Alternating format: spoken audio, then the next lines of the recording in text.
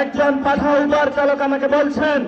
আমি এই বাইক চালিয়ে হলো টাকা ইনকাম করে আমার সেই গ্রামের বাচ্চাকে পাঠিয়ে থাকি,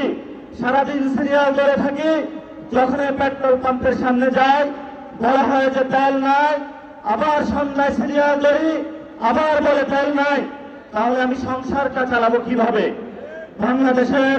সাংবিধানিক যে প্রতিষ্ঠানগুলো রয়েছে সেই সাংবিধানিক প্রতিষ্ঠানগুলোকে আমরা যখন একটি নতুন বাংলাদেশে সংস্কার নিশ্চিত করতে চেয়েছিলাম, দুদকে সংস্কার নিশ্চিত করতে চেয়েছিলাম, বিচারালয়ে সংস্কার নিশ্চিত করতে চেয়েছিলাম, পুলিশ প্রশাসনের সংস্কার নিশ্চিত করতে চেয়েছিলাম, সাংবাদিক ভাইদের সংস্কার নিশ্চিত করতে চেয়েছিলাম, ব্যবসায়ী ভাইদের সংস্কার নিশ্চিত করতে চেয়েছিলাম,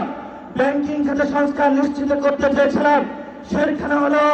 মাননীয় প্রধানমন্ত্রী তার চিরচরিত অভ্যাস হাওয়া ভাই বোনেদেরকে নিয়ে এসেছে।